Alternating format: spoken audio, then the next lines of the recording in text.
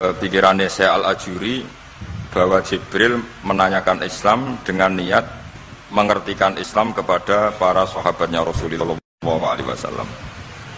Artinya Jibril itu buatan takok carane sugih. Misalnya wong takok kiai itu salah alamat, wong alim takok carane sugih, carane jadi bupati, terus carane duwe akeh, wong alime dhewe ra pati dhuwit ditakoki. Kadang kula iki suwani tiyang Gus kula bojo kula kathah carane rukun piye. Wong kiyaine ora wani wae kok takoki carane rukun. Jadi intinya niku pertanyaan itu juga kita pelajari. Jibril niku tangklet urusan agama. Artinya yang perlu dingerteni itu urusan apa? Agama. Tapi kita punya masyarakat sing kadang tanya ini sesuatu yang sifatnya khadun nafsi. Terus kiai ku rapati seneng jabatan, kadang ditakoki tiyang carane dadi bupati. Nak dadi bupati salami templek orang juta, nak ora dadi darani donyane ngobos. Seloro kabeh dadi kiai. Lan kula seneng nak terkenal donga kula ora mandi. Mergo nak mandi ku repot. Dadi dukun. Dadi niki ku repot. Kula gak ada cerita tentang Mbah Hamid Pasuruan. Diceritani bapak kula. Bapak Nurian lami ngaji kalian Ki Hamid. Jadi dawe beliau soleh zaman akhir ku repot, hisape gede. Udah terkenal wali, dongane mandi terus wong kepen sugih marani kiai, kepen wayoh marani kiai, kepen jabat marani kiai. Terus ngekei dhuwit. Mari hisab tok, mergo duit sudah dikonversi sebagai materi. Makanya beliau pernah menangis, aku soleh-soleh ku ngene golek. Intinya semua yang ditanyakan itu urusan apa? Agama. Maka kata Imam Syekh Al-Ajuri, seharusnya pertanyaan itu ya urusan agama dan yang harus diketahui ya urusan agama. Maka orang Islam yang harus diketahui ya urusan agama. Terus kalau mau istifadah kalian Ghazofur, memang di depan umum itu penting supaya tidak ada al-qila wal qal. Jadi ini kan diulang-ulang bihadrati ashabi. Ini dalam ilmu hadis itu penting sekali supaya ilmu itu mutawatir. Karena kalau sampai untuk ijazah ke orang tertentu, mau aku tok sih dijazah, itu biasanya malah dibodoni. Kayak bakul, sampai tok sing tak kayak diskon. Nah, gerbang ya udah bang. Makanya nak kidilkon ijazah di depan umum berarti kondang. Ada khusus bahaya. Ini mesti kelenik nih. Ini aku kanca kula sak kelas kalian Gus Munib. Jadi orang itu, makanya saya ngaji itu pede di depan umum. Karena kalau salah ya dibenarkan Gus Zofur, kalau bener juga ganjarannya akeh. Tapi nak ngaji mbek wong loro dhewean iku terus kok cocokan. Nak salah aja kodo-kodo ya kan. Jadi memang ilmu itu suka yang mutawatir saya karena validitasnya jelas. Makanya dulu itu dikaji hadis kok enggak mutawatir itu enggak mutu. Paling firrut batil ulya tentu yang apa? Mutawatir. Dikatakan bi hadrati ashabi atau ketika Nabi khutbah. Apalagi pidato Nabi di hajatil apa? Wada. Sehingga hadis ahadi itu banyak yang masalah. Karena satu ada subjektivitas rawi. Kalaupun sahih itu ada subjektivitas rawi. Seperti yang diceritakan Ghazofur tadi, Abu Dzar itu orangnya soleh, tapi punya subjektivitas kesolehan yang sangat individualistik, sehingga beliau. Jadi, tapi kalau umum kan standarnya jelas, apa? Standarnya apa? Jelas. Ya saya teruskan. Jadi bihadrati ashabi itu menurut saya kata kunci karena pentingnya mutawatir. Terus menyangkut pertanyaan tadi yang Ghazofur hilang. Enggak semua pertanyaan harus dijawab. Sebetulnya saya juga ngeritik. Enggak semua yang diunek-unek takokno. Kadang wong takok nasib. Kita misalnya saya itu sering punya utang 1 juta nek gak iso nyaur. Kadang wong takok kula diutang 1 miliar carane nyaur piye. Wong kene diutang 1 juta ora carane nyaur kok ditakoki sing utang napa? 1 miliar. Kula ning santri, bojone niku 3 wong sugih.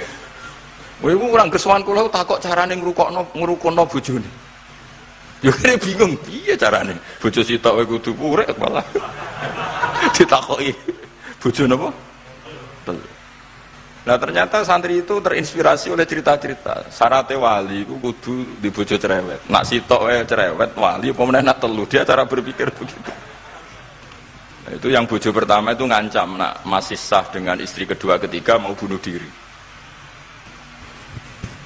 Terus dene nate nyuwun sewu melafatkan tolak terus takok teng kula niku termasuk mukroh napa mboten Gus karena saya melafatkan itu dipaksa diancam bojo pertama mau napa diwane lha iku nang fikih kan hanya ada syartul ikrah itu mukrih harus mampu mewujudkan mahaddadahu kena arah Mekah tak patah ini ndak kasusnya unik Umumnya bab ikrah di fikih kan nak ora ketak pateni ini ndak, ini kasusnya beda.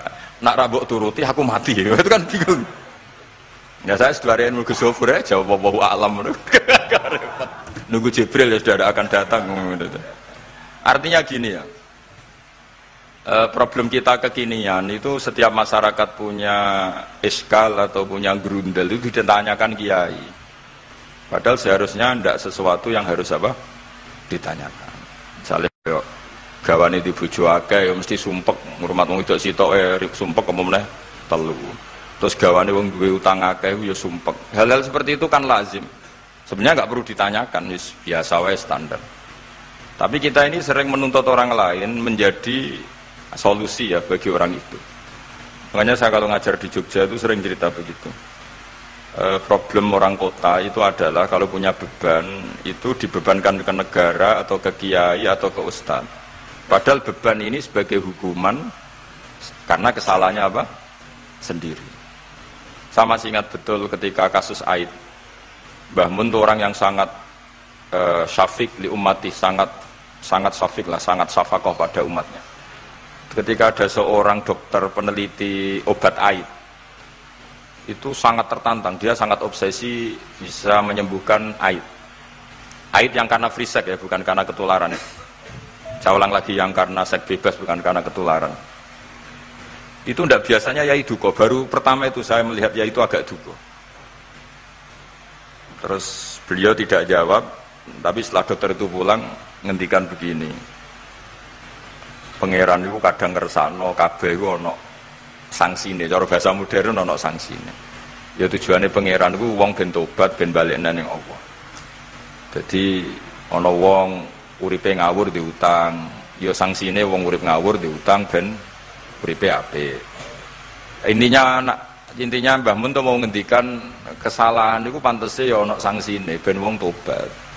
Lah saiki kiai ku nak ditakoki ngono berusaha cari solusi sanksiku, padahal Allah kepengen memberi sanksi.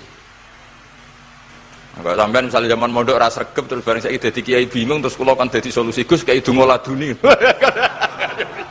Wong pangeran ngekeki sanksi kuwe zaman mondok ras regep. Ben ora rasane isin maca keliru di depan umum. Malah yo ijazah napa? Laduni. Jadi itu pelajaran bagi saya menurut saya. Jadi kata Mbah Mun la'allahum yarji'un itu la'allahum yantahun yang di Quran itu satu kesalahan itu pasti Allah itu menghendaki ada apa? Sanksi. Tentu maksudnya Allah baik supaya tobat. Tapi sekarang sanksi itu mau dihilangkan. Kadang konsultannya itu kayak bojo kepengen minggat. Sing lanang tak takoki kena apa? Pun lami Gus boten kula nafakoi. Ya aku yang mending normalnya aku minggat, aku terlambat bojomu kepengen minggat saiki aku terlambat. Kudune wis wingi-wingi. Normalnya wong lanang ra tanggung jawab, mencen sanksine bojone minggat. Itu kula kiyaine memberi napa? Solusi. Tak kira minggate ning diteng tiyang tuane. Berarti bojomu pinter. Wis ngerti sing lanang ra kena deloki melok wong tuane ya niku. Dadi nah seperti itu menurut saya semua kiai itu harus kayak saya dalam bab itu. Tapi mereka cari donga, piye bojo iki ra dicukupilah seneng. Terus golek akeh pengasih, golek jimat. Akhirnya bangun nanti cerita, sing kula malah tak kenang sih. Akhirnya kiai ini nganti lali ya. Ono wong melarat di ijazah kiai. Berhubung kiai ini ku isin muni ra iso diijazahi duha mek donga. Kiai ini ku lali nak dhewe fakir. Akhirnya yang minta ijazah itu ditimbali bangun. Rene tak ijazahi. Kowe yo ijazah duha mek sapa kiai iki. Lha kiai ku dhewe fakir kok jalu ijazah. Ya ijazah ya aku sing wis sukses dadi kiai sugih. Artinya apa? Bener ceritane Gus Zofur, gara-gara setiap pertanyaan niku memaksakan bisa jawab. Wis koyo ning pondok lho, wis karuan dene dhewe Joko tuwa. Lho kok ngeke ijazah mahabbah. Dene pondok ganti Joko tuwa. Itu di pondok mana-mana Gus, itu ada ijazah laduni. Padahal sing ijazah iku ya tau ra munggah. Sekolah iku ora tau munggah. Ngono dicawel ijazah laduni yo. Coba di pondok-pondok beredar gak ijazah ketemu Nabi Khidir? Beredar. Padahal yang ijazah juga gak pernah. Nah itu karena yang diceritakan seperti tadi, memaksakan bisa. Jadi sekaruan dekne dhewe ra iso ya santai wae. Nah aku pengen ngipi ketemu Rasulullah itu beredar gak ijazah itu? Mungkin Pak Del kan yang pernah mengijazahkan itu. Tapi ora tahu. Sampe tahu ijazahnya gue Pak Zakaria? Oh, jadi ya bisa saya terus ya. Karena jubir Torekoh nih. Jadi intinya kalau tidak bisa ya bilang saja tidak bisa. Sampai jangan kita lupa tadi, sampai lupa daratan tadi. Karena problem negara kita termasuk itu. Semua intelektual, semua pakar kalau ditanya problem negara itu semuanya jawab. Akhirnya kan gaduh. Semuanya punya rumus, semuanya punya versi. Akhirnya gaduh. Misalnya pemerataan Indonesia rumusnya gimana? Yang satu bilang, wah ibu kotanya dipindah. Yang satu bilang harus ada sentralisasi di Jawa supaya ada kualitas A, ada kampus terbaik, ulama terbaik. Kalau diratakan nanti kemampuannya rata itu justru tidak bagus. Yang ketiga enggak, wah kualitas demokrasinya dijaga. Yang satu enggak, demokrasi tanpa ekonomi tidak bisa. Sehari santri ya sedunia rasa pikir, besok mati ben. Nah itu kan karena memaksakan jawab, akhirnya ada kegaduhan tadi. Zaman tabiin yang masih ada sahabat banyak.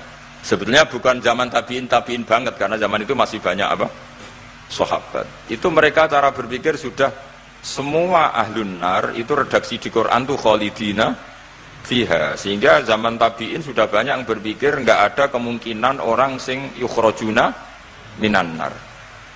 Sehingga terus ada kafilah itu, ada delegasi, ayo kita ke Madinah. Semoga kita ketemu sebagian ashabu Rasulillah. Sehingga cerita akhirnya ketemu beberapa sahabat. Di situ diceritakan ada Jabir, ada beberapa lah yang sahabat sepuh bahkan. Nah terus si Jabir ini, sahabat Jabir ini cerita kalau itu memang ada di syafaati Rasulillah Shallallahu Alaihi Wasallam. Tapi satu kontingen ini yang tetap berpikiran tidak ada syafaat itu banyak. Alasannya semua cerita tentang ahlun nar adalah khalidina fiha. Ketika Jabir masih hidup itu ya sempat terjadi debat. Loh itu yang khalidina fiha itu amma ahlun nar alladzina hum ahluha. Memang dia berhabitat neraka, memang alamatnya neraka. Sehingga ini menjadi khas. Meskipun khas ini iskal, kita akan iskal karena itu di Quran tidak ada.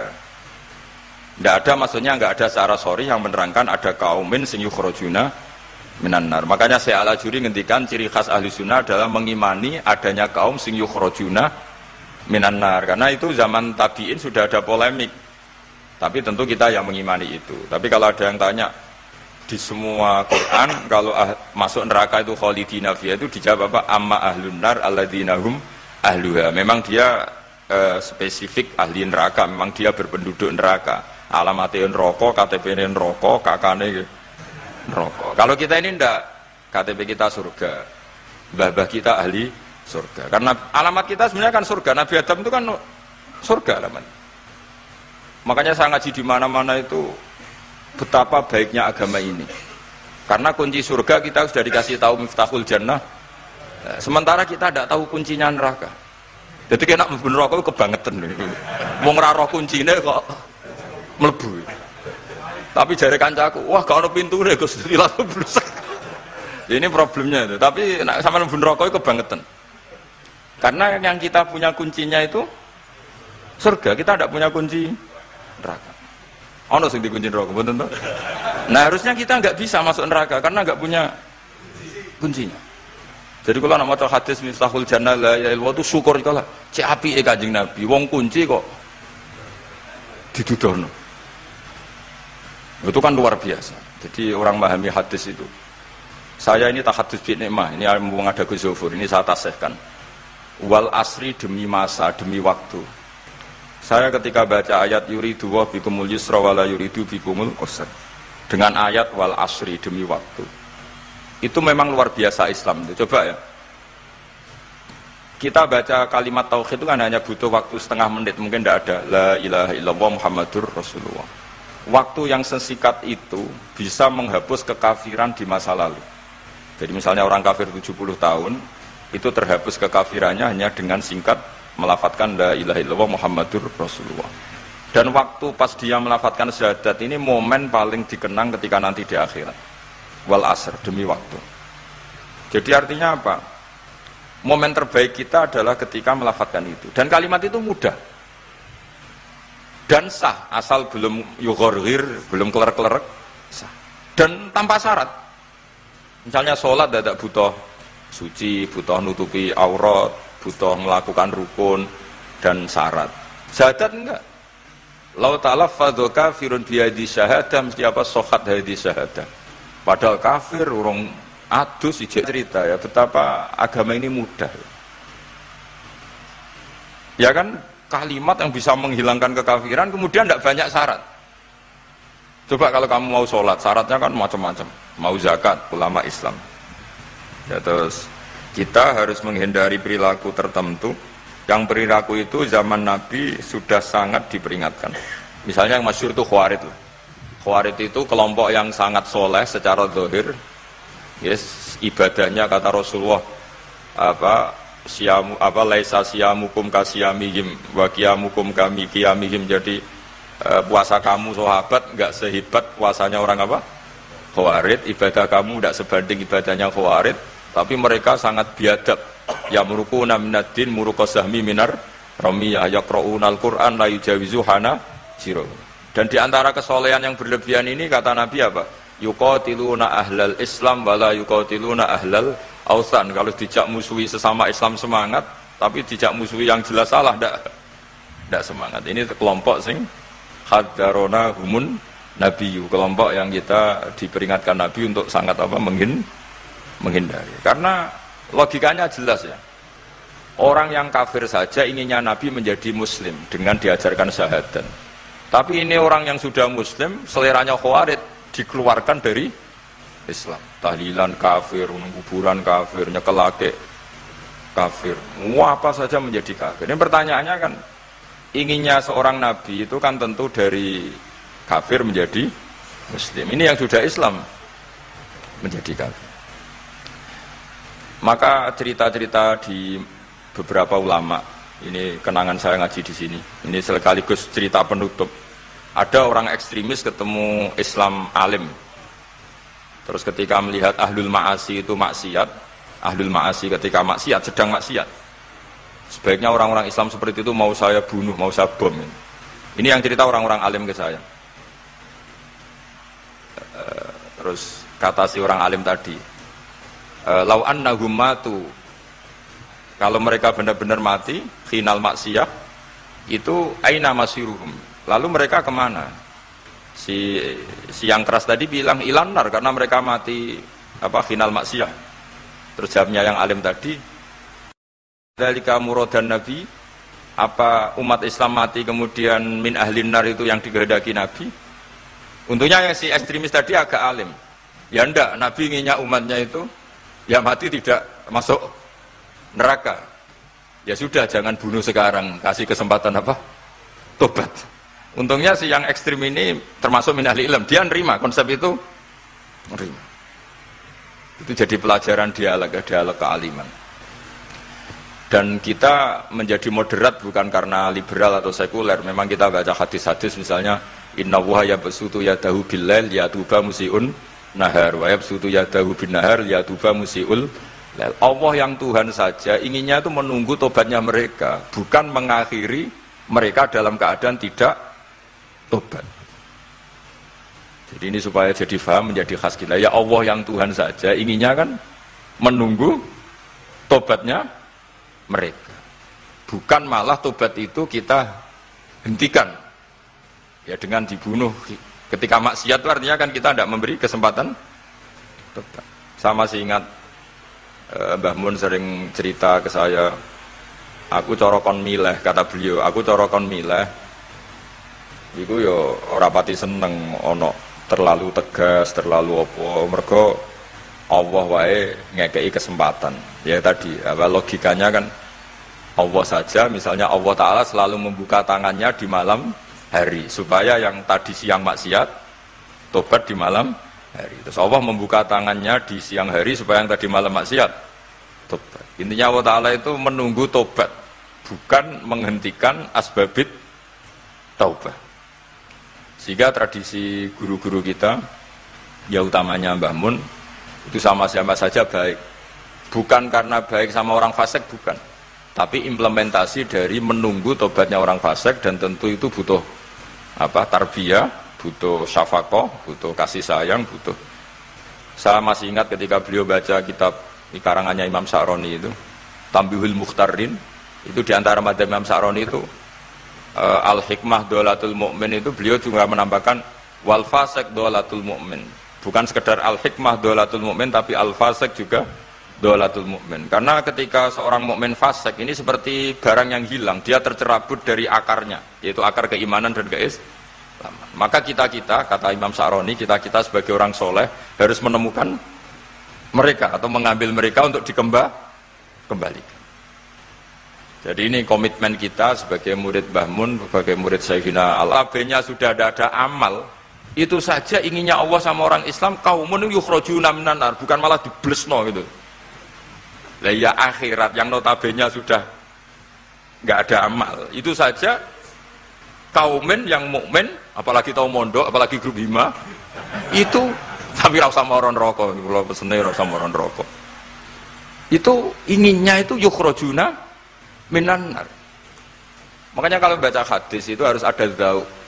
Selain ilmu itu harus ada dzauq. Betapa syafaqatu Rasulullah sallallahu alaihi wasallam. Inginnya semuanya itu yadkhulunal jannah. Kalaupun ada yang masuk neraka, yang orang Islam tuh, tetap obsesi Rasulullah, cita-cita beliau adalah yukhrajuna minan nar. Makanya masyhur itu, wala sawfa yu'tika rabbuka fatarda. Jawab Nabi bi la arda wa wakhidun min ummati finnar. Saya tidak akan ridho ya Allah, tidak akan puas wa wakhidun min ummati finnar. Satu dari umatku min ummatil ijabah minan nar. Makanya saya setuju dengan saya Al-Ajuri, kita sebagai ahli sunnah diantara khasnya apa? Iman adanya kaum sing yukhrajuna minan nar. Pun sama teman. Sampai waduh kok dibaca Arabnya saja. Nah, ini nurut apa Gus. Mimman khadzarona tadi siapa? An-Nabi. Anaman saat temne wong abada kang nyembah sapa man Allah azza wa jalla fa ya'lamu mongko ngerti sapa man anna wa azza wa jalla mutaliun gundat sing ningali ala amalihi ing atase ngamale wong. Ya alamu pirsa sapa taala sirruhu ing rahasiane wong wa alaniyatahu lan alaniya wong sing ngamal sing jelas wa ya alamu lan pirsa sapa taala mak ing perkara tufi kang nyamarno sira min amalika saking amal sira wa malan perkara tubihi kang ngetokno sira ing amal wa malan perkara turidu kang ngarepno sira bi ilmika kan sira kowe ngarepno bi ilmika misale Allahu turidu am ghaira. Dadi maksude Allah ana ta kowe ngamal iku ngersakno Allah turidu am ghairahu. Jadi maksudnya Allah tahu amal kamu atau ilmu kamu. Apakah amal kamu ilmu kamu untuk Allah? Allah turidu am ghairahu. Apakah kowe melakukan amal itu karena Allah apa enggak? Ya alamu pirsa sapa taala asirra wa akhfa. Ya alamu pirsa sapa taala khainatal ayuni ing mripat sing khianat. Wa amalan perkara tufi kang nyimpen apa suduru apa dodo. Ya alamu pirsa sapa taala ing perkara antum kang sira kabeh ku alihi ngatasé mah. Fahdaru mongko wedya sira kabeh ing Allah. Mesti wedi Allah dengan makna mendekat ke Allah.